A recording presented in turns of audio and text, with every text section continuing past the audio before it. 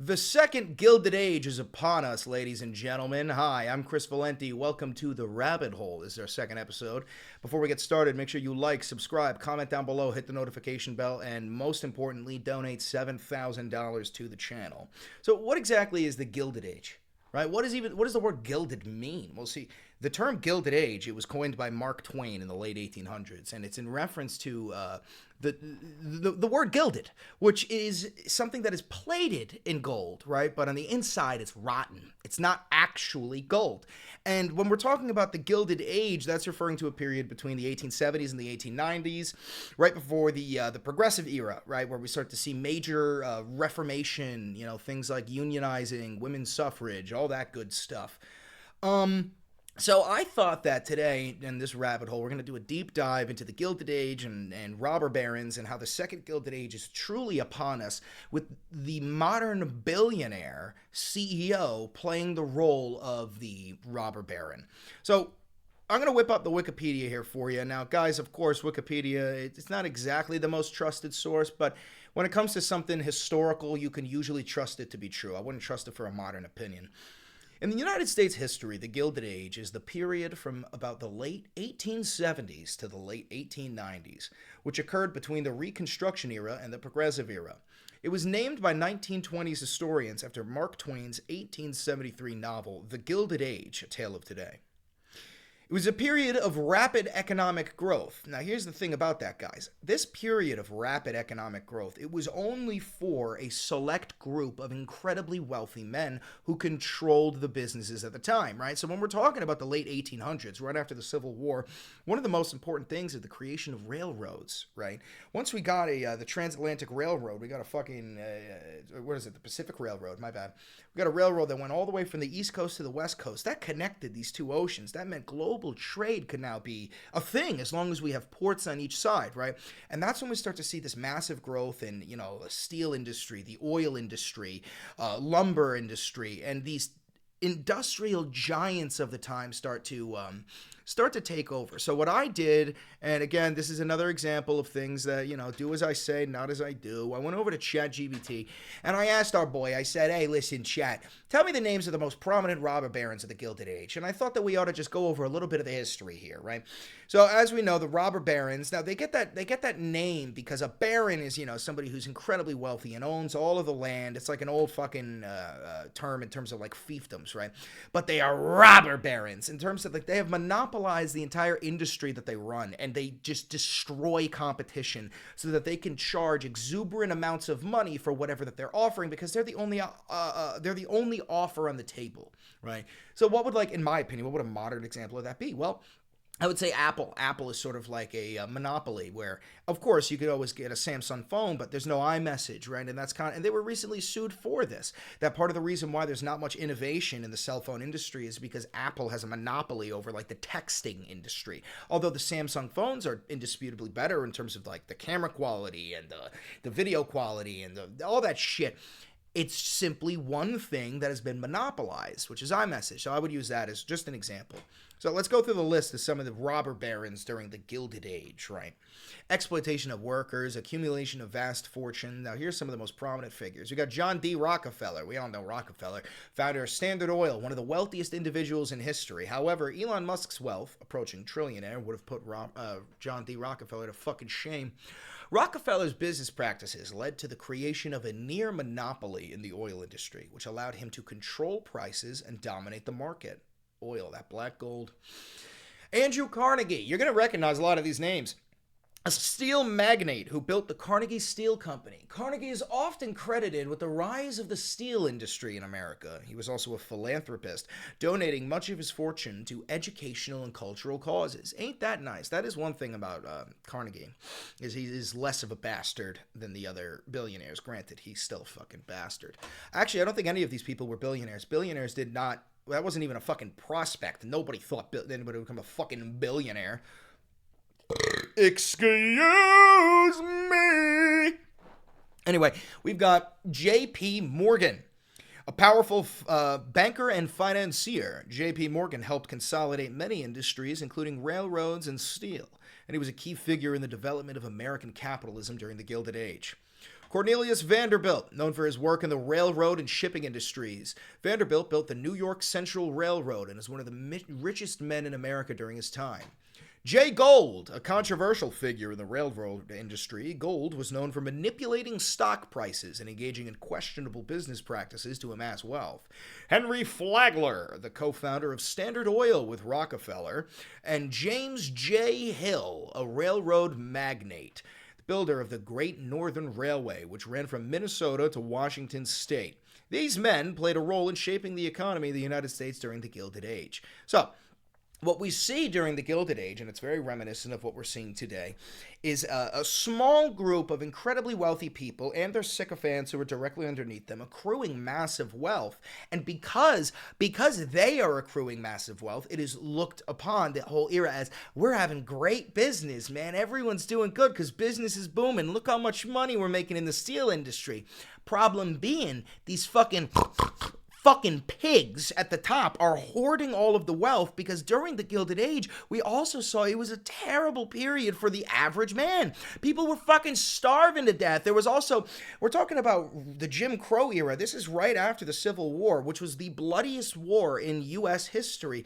We've got an extremely large amount of fucked up veterans. We've got black people who have just been freed from slavery trying to navigate this new world where in some states they're going to be hunted down and in some states they're going to be looked down upon, but in no states are they going to be treated equal, at least not until like the fucking 1960s, and one might argue that even today they're still not. Hashtag woke. That's what woke means, by the way, is being aware of systemic racism. Woke doesn't mean dyeing your hair pink and fucking, changing your gender. That's not what fucking woke means, regardless. Not the point. Let's keep on reading. Railroads were the major growth industry with the factory system, oil and mining, the finance increasing its importance. Immigration from Europe. This is also a big thing, guys.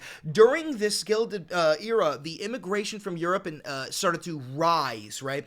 And the thing is, although there was always anti-immigrant sentiment in the United States, we've always been an inherently racist country, we weren't stupid enough to turn away all the immigrants, because back then, at least, we understood that the more people, the more business, the more money.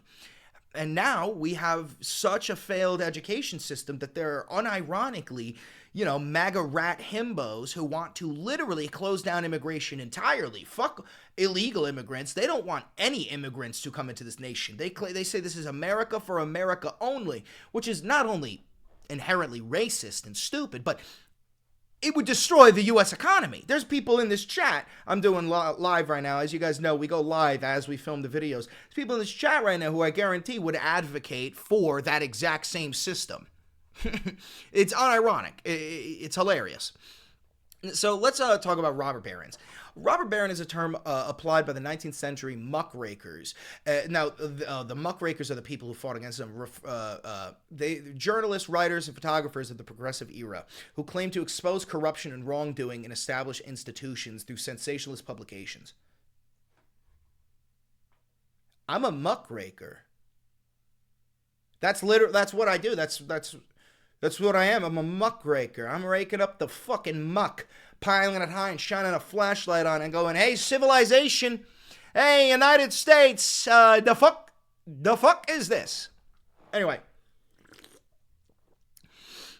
term first applied by 19th century muckrakers and others as social criticism to certain wealthy, powerful, and unethical 19th century American businessmen. The term appeared to use as early as August in 1870 with the issue of the Atlantic Monthly magazine. By the late 19th century, the term was typically applied to businessmen who used exploitative practices to amass their wealth. Now, as we know today, guys, there is no such thing as an ethical billionaire. Anybody who is a billionaire has used unethical work practices in order to accrue that wealth. There's no other way to accrue that level of wealth. So you could say the same thing about the modern billionaires, the 735 people who control all 365 million of us, and we have to just get on our knees and take it. This is why I call Elon Musk a robber baron. It's not because that's a fun term to say. It's because no, he quite literally is a robber baron. Same thing with Jeff Bezos. Same thing with Mark Zuckerberg, Sundar Pichai. They are all robber barons. They don't consider you to be equal to them. They think they are superior to you. and that they should have more control over the government than you, because clearly they're smarter and better because they're billionaires and you're not. So, sorry. It's fucking disgusting. So what we started to see, now this is how we're going to connect this to Elon Musk, what we start to see as we move into the 1890s is the progressive era, right? Which sort of like, as you sway one way, there's going to be an equal and opposite reaction that swings all the way back, right? And this Gilded Age is terrible for the average worker. Nobody's making any fucking money. People are dying in the streets of starvation. And suddenly things switch back. In the 1890s, it's a period characterized by social and political reform efforts. Reformers during this era, known as progressives, sought to address issues that they associated with rapid industrialization, urbanization, immigration, and political corruption, as well as the concentration of industrial ownership in monopolies, right? Now, this is something that never really left, the idea of a monopoly. And although we have some like laws that were established under Teddy Roosevelt to try and fight against the monopolies, things have changed. The rules and regulations that we used to have in order to keep the billionaires in check have all been tossed out the window. Don't forget that under Teddy Roosevelt, we had like a 90% tax for the 1%. People who were making, let's just say hypothetically, $1 billion a year, they would have to pay, get over here, $900 million back to the government. Luigi is about to bark. Luigi, don't fucking do it. Don't fucking do it. She hears a human baby in the hallway. We talked about this last video. Every time she hears a fucking human baby. And so now I've got to talk over the human baby, and I just got to keep on ranting. And that's okay, because we'll start talking about the military-industrial complex after we finish the progressive era. The progressive era, it moves into the 1920s. We start to see major things like women's suffrage movement, not the civil rights era, the end of the Jim Crow era, and the establishment of some unions, right? Labor laws and shit like that. People are starting to understand that the workforce is much more important than the few billionaires who are in control of everybody else. That is when, after World War I, we see the establishment in the beginning of the military-industrial complex, right?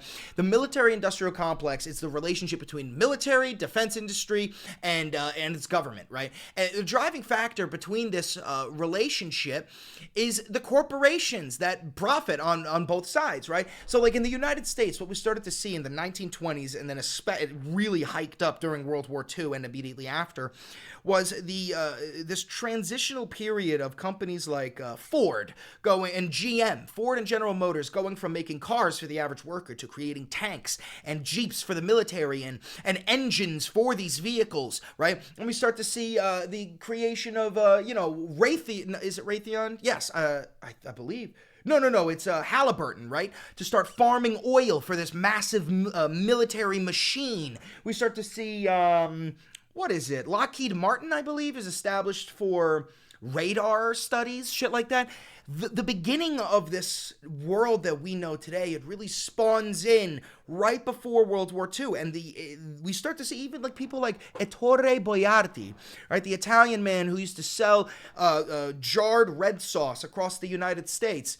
Chef Boyardee transitions into starting to sell MREs and rations that are like perfectly packaged to be shipped overseas. The whole idea is that as we realize that we can monopolize war itself, we can create weapons that we sell to other people across the planet, and as long as there is warfare somewhere, we will benefit from creating these weapons. And you start to see, right, these industries are created, especially in like red states, right, where factories are brought up that employ 100,000 people, and this is a factory that's creating tank and plane parts during World War II. So now you have politicians are motivated to make deals with these wartime production sectors because of how many jobs the wartime production sector is offering to the constituents. And if you want your constituents to vote for you, you gotta say, hey, I'm gonna make a deal that'll get more jobs. I'm not gonna cut that factory because they create bombs. No, you guys are getting more and more money from it. That's when we start to see the inception of lobbyists, right?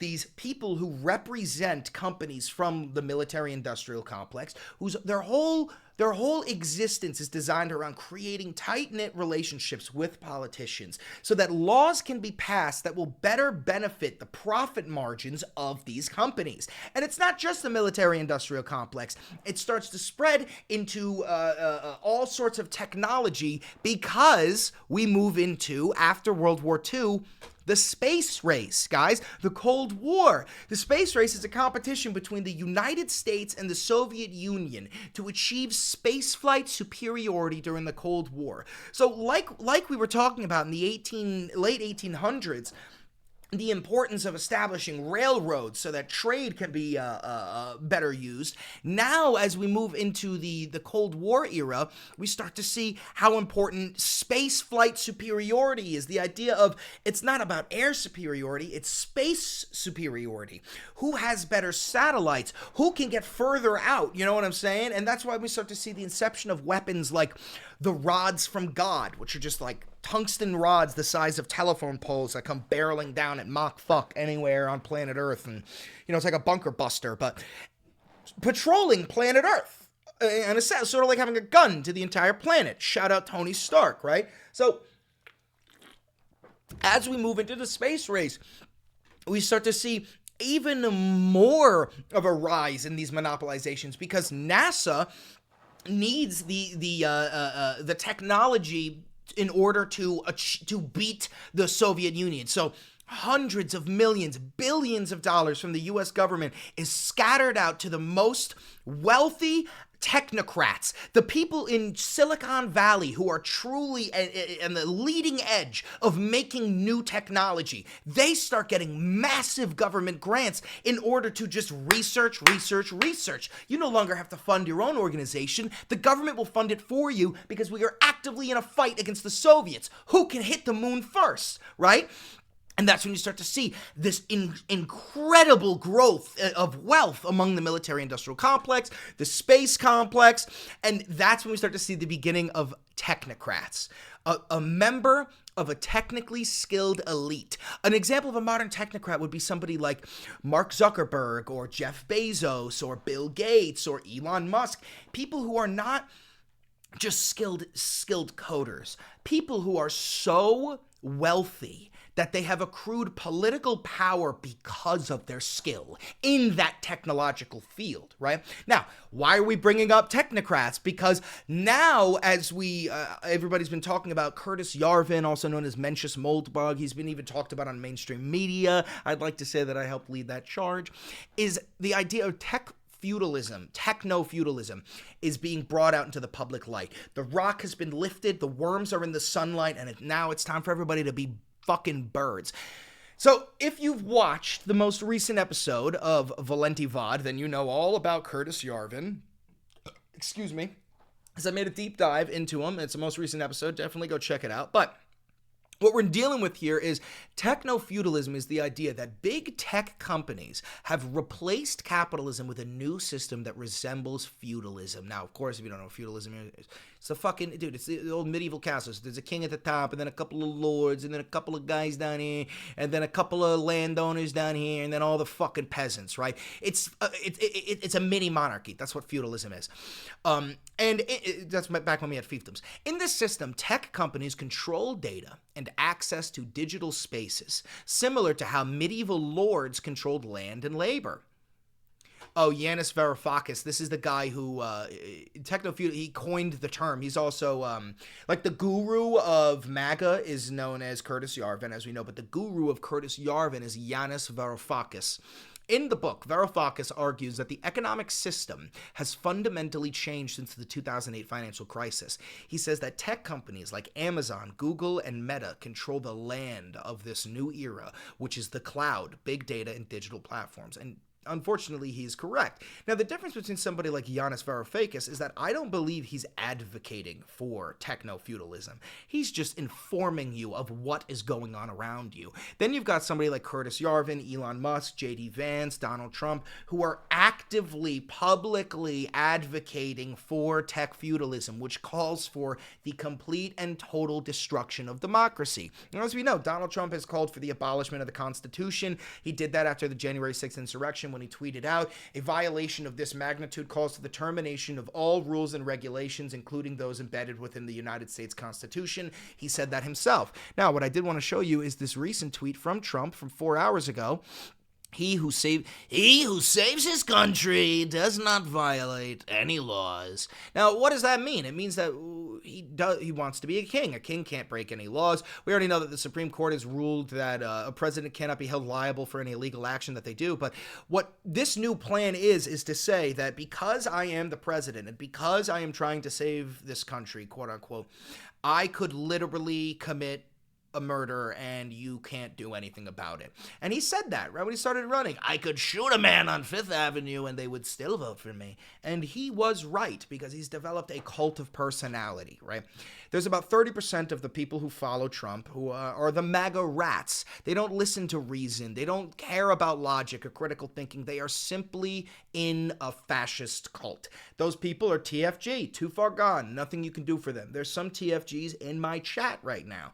There's nothing you could do for them, okay? But for those who are watching that are not too far gone, who are, a little bit confused, they voted for Trump because they wanted lower egg prices and they wanted lower gas prices and they thought he was a peaceful dove that was going to end the Ukraine war.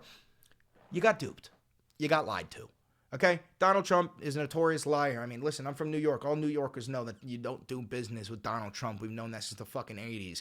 You don't do business with Donald fucking Trump. He's a scam artist, right? And this time it's his biggest scam in history. He has scammed the United States. Remember no tax on tips, no tax on overtime. Well, today, as of February 15, 2025, right now it is 6:56 p.m., the Republican House proposed their new bill for the economy. And no, they're not doing no tax on tips. They're not doing no tax on overtime. What they are doing is getting rid of Social Security, Medicaid, and SNAP. They're getting rid of health care for 72 million Americans. They're getting rid of access to food for 42 million Americans. And they're getting rid of Social Security so that they could take all of that money, put it back into Trump's pocket so he could then write government contracts to hand out to his robber baron friends like Elon Musk, who's made over $15 billion in government contracts already. Not to mention the $600 million contract that was just signed yesterday for for Washington, D.C. to buy like a whole fuckload of armored Teslas, We've also got someone in the chat just now who said you have Trump derangement syndrome. Notice this, guys. This is going to go on. The guy's name is Mike. Mike, you're going to be in the YouTube video. This is what I mean, is you say, you make a 22-minute long video, comprehensive points, you get the receipts to prove it, you're really talking about critical thinking, logic, really trying to warn people about what's coming. And the response is the most uneducated shit you'll ever hear, which is like, you have Trump derangement syndrome. American education has fallen.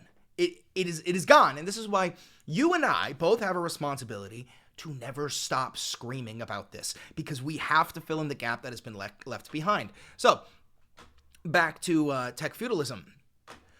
Varoufakis says that tech feudalism is a threat to democracy, climate change, and the liberal individual. He also says that tech companies influence our behavior and choices in ways that are not as voluntary as we might believe. That's like, your For You page, your trending page, your recommended feed, all of that, right?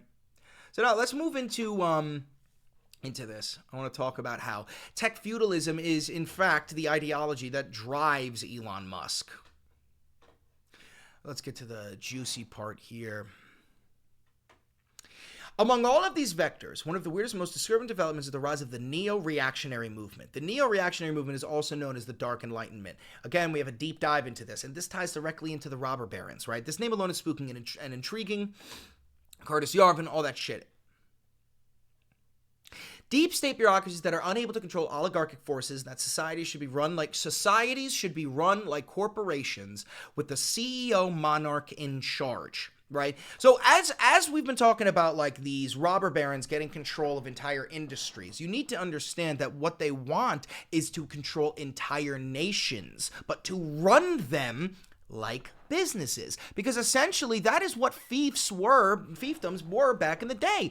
If you were the fucking king of a fiefdom in some area that had incredible amounts of lumber, then guess what? Everybody was working on fucking lumber. Same thing if you were near mines, everybody was mining. If you were in an agricultural sector, all of your peasants were in agriculture. What we're seeing is that the men and women who lead Silicon Valley, the people who are in control of the new oil, the new railroads, the new steel, which is space and lithium mines and AI, that's the new version. Those people want to control you because they believe that they know better. And if you have a say, democracy, then humanity won't prevail. They want to usher in a new era for humanity, and the only way to do that is to take away your individual liberties, take away democracy, because if you have a say, you're not going to let them do it. Or at least I would hope you wouldn't. So I wanted to show you one other thing, because earlier when I brought up the list of these robber barons, right, from the Gilded era, the Gilded Age, I also asked ChatGPT one more question. And now the thing is, guys, like we've said before, don't trust ChatGPT with everything, but I already had a bias and I was curious. I told ChatGPT to compare those individuals with modern billionaires, one billionaire for each robber baron. And ChatGPT's immediate answer was this: John D. Rockefeller, modern equivalent Elon Musk. See, Rockefeller, he was in Standard Oil. He was the oil farmer. Elon Musk is in energy, transportation, and space exploration.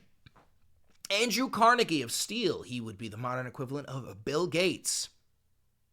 J.P. Morgan for Jeff Bezos. Like we've talked about, Jeff Bezos has a monopoly over the online shipping industry, the same way that J.P. Morgan had a monopoly over banking and finance, and everybody used it.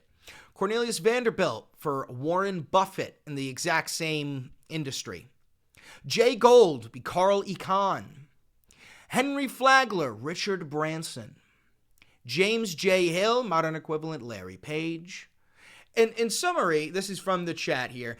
The comparison shows how these modern billionaires, like the robber barons of the Gilded Age, have amassed enormous wealth by dominating industries. Though the industries themselves have shifted from raw materials, steel and oil, the railroads of the past, to tech, e-commerce, and aerospace, both groups face scrutiny for their business practices, with criticism often involving monopolistic behavior,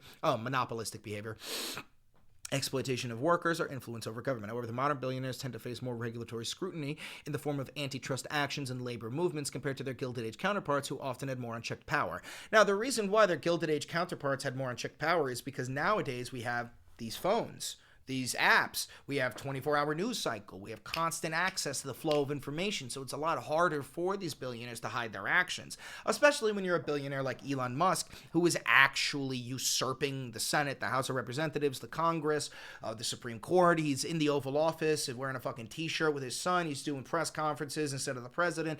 Elon Musk is the king of the United States, and Donald Trump is just a little puppet beta bitch gimp that he always has been. Now, the reason why that is because the robber barons, they made Trump a deal. They said, see, Trump is an egotist, right? He's a narcissist. He's an egotist. He's got little dick syndrome. Trump's got this tiny little fucking orange dick, and he's always wanted to be a billionaire. He's always wanted to be accepted into this secret community of the super uber wealthy, right? So he made this deal with all the wealthiest people, these whales, that they would help bolster up his meme coin that he profited $2 billion off of the day before inauguration, and the coin itself has profited at least $50 billion since. But regardless, they would bolster up his meme coin and turn him into a real billionaire as long as he simply gave them the federal government so they can dismantle democracy piece by piece, as you're seeing with Doge, right? Everything he's doing is illegal, but your vote doesn't matter anymore because the DOJ can't do anything. They have no authoritative body to arrest Elon Musk for all the illegal bullshit that he's doing. So because of that, these billionaires are establishing this tech feudalism. Democracy will be dead by Christmas unless people do something about this. So, to every military member watching this, every single member, you took an oath to defend the Constitution from enemies both foreign and domestic. Right now, it's domestic time. So what I'm trying to say to you, it's legal to think. It's not legal for me to say it. So I'm going to think it. And I hope you're picking up what I'm putting down. But it's time for you to remember your oath. Anyway, let's keep on moving here because we've got a couple of things here. just so you can understand the gravity of the situation. Elon Musk now controls 2/3 of all active satellites, okay? The internet satellite constellation, which is built and operated by Mr. Musk's company SpaceX, has grown an average of 3 satellites per day since 2019. I want to see the rest of it. Yeah, so Elon Musk now owns 62% of all satellites orbiting planet Earth, right? And holy shit. Elon Musk now owns 62% of all satellites orbiting planet Earth. And if you understand anything about like the modern technological era, is that satellites control everything. If you don't have satellites, you don't have the internet. You don't have the internet, your country descends into anarchy in about 2 weeks. And the only nation strong enough to destroy the United States is, you guessed it, the United States. So right now, your life is dangling in the hands of Elon Musk. If Elon Musk decides that you're not worthy and he just turns off the satellites, you're fucked, right? So he is not only a robber baron, but he has effectively turned into the most successful robber baron in history. Now, I got a video from Robert Reich here. It's 6 minutes and 11 seconds. So what we're going to do is change the speed to 1.5. And we're going to watch this together. It's a 6-minute long video, and Robert Reich explains this better than I ever could. Here we go, ladies and gentlemen. It is showtime. We're going to be pausing it every once in a while for fair use. Ultra-wealthy elites, political corruption, vast inequality. These problems are not new. In the late 1800s, they dominated the country during America's first Gilded Age. We overcame these abuses back then. And we can do it again. Mark Twain coined the moniker the Gilded Age in his 1873 novel to describe the era in American history characterized by corruption and inequality that was masked by a thin layer of prosperity for a select few. The end of the 19th century and start of the 20th century marked a time of great invention. Bustling railroads, telephones, motion pictures, electricity, automobiles, which changed American life forever. But it was also an era of giant monopolies. Oil, railroad, steel. Oil, railroad, steel. Now, what we would say for oil, railroad, and steel now would be the space market, right? Instead of oil, I would say lithium, because you need lithium in order to operate almost... Oh, bless you. You okay? You need lithium to operate, to create microchips, right? So what was it? Oil, what, and steel? Oil, railroad. Oil, railroad, and steel. Railroad can be replaced by satellite. And steel, I guess you could replace that just with, modern tech. Steel, finance. Run by a small group of men who had grown rich beyond finance anything would be America the e-commerce market. They were known as robber barons because they ran competitors out of business, exploited workers, charged customers exorbitant prices, and lived like royalty as a result. Money consumed politics. Robber barons and their lackeys donated bundles of cash to any lawmaker willing to do bidding on their behalf.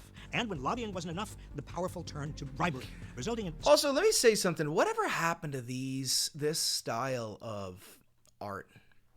Why don't we make that shit no more?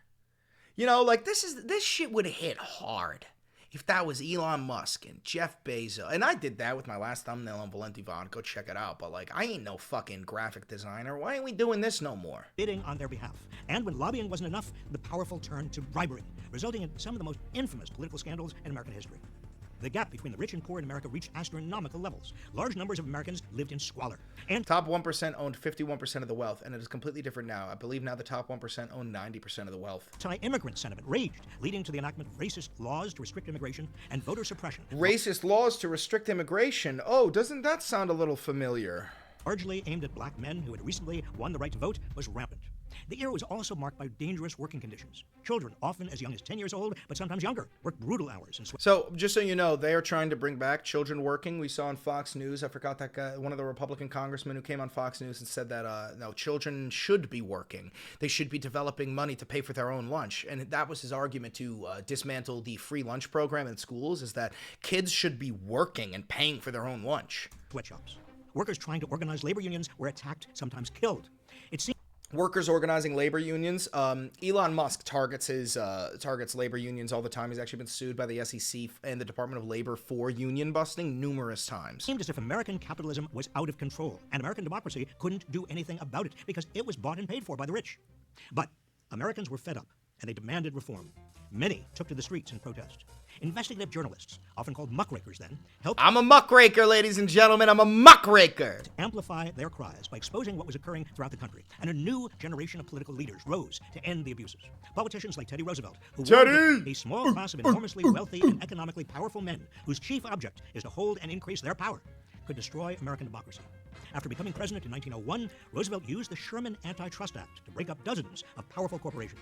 Seeking to limit the vast fortunes that were creating a new American aristocracy, Congress enacted a progressive income tax through the 16th Amendment. Progressive income tax is great, guys. This is why I've always advocated for progressive income tax. The more money you make, the more money you should pay in taxes. Why? Because you can fucking afford to do it, okay? If you ask somebody who makes $20,000 a year to pay 20% in taxes, that's going to ruin their fucking life. If you ask somebody who makes $1 billion a year to pay 90% in taxes, you know what that leaves them with? $100 million. If you can't survive off of $100 million a year, you don't deserve to survive. Are you fucking kidding? Wealth taxes. The first wealth tax in 1916 was the estate tax, a tax on the wealth of someone accumulated during their lifetime, paid by the heirs who inherited it. The second tax on wealth, enacted in 1922, was a capital gains tax, a tax on the increased value of assets paid when those assets were sold. The reformers of the Gilded Age also stopped corporations from directly giving... That makes sense too. You buy something that's worth $100 and then 10 years down the line, it's worth $10,000. When you sell it, you should have to pay taxes on the 10,000, not the 100. Okay, this is also why you see huge like art shows. This is why billionaires spend so much money on the shittiest art you've ever seen, is because when you buy art, that's a tax write-off. And then the value of the art is only going to go up. And then when you sell it, you only have to pay taxes on the value that you bought it on. It's literally just a way to make money and not pay taxes on it, okay? That's why you see like a banana taped to a wall for $6 million, because they know some fucking robber baron like Elon Musk is going to buy it for the tax write-off. Money to politicians or political candidates.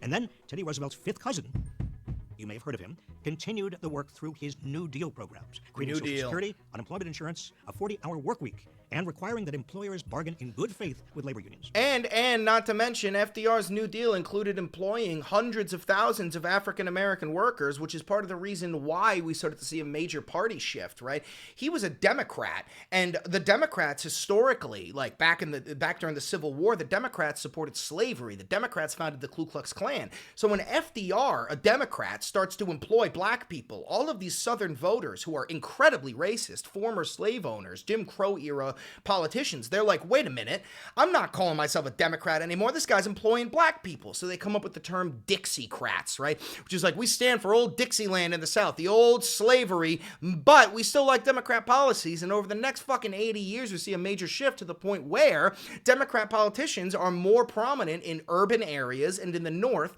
and Republican politicians, starting with Richard Nixon and Ronald Reagan, gain more popularity in the South. Again, I have a comprehensive video on the party switch if you end up wanting to watch another video on that. But following the death of FDR and the end of World War II, when America was building the largest middle class the world had ever seen, we seem to forget about the abuses of the Gilded Age. Now, more than a century later, America has entered a second Gilded Age. It's also a time of historic invention, and a time when monopolies are taking over vast swaths of the economy. So we must renew antitrust enforcement to bust up powerful companies. Now, another generation of robber barons is accumulating unprecedented money and power. So once again, we must tax these exorbitant fortunes. Yes. Wealthy individuals and big corporations are once again paying off lawmakers, sending them billions to conduct their political campaigns. Don't forget, Elon Musk donated $250 million to Trump's campaign. Right? There's a reason why Elon Musk is sitting in the Oval Office. It's because he's the #1 fucking mega donor besides Steve Wynn, who's also advocating to dismantle New York Times v. Sullivan so that we can no longer criticize Donald Trump. Remember, the only reason why you have the right to say fuck Donald Trump is because of a Supreme Court decision in 1964. Republican lawmakers have already proposed slashing that, completely terminating that Supreme Court bill so that we no longer have the right to criticize our political leaders. That has already been proposed. Even giving luxurious gifts to Supreme Court justices. So we need to protect our democracy from big money, just as we did before.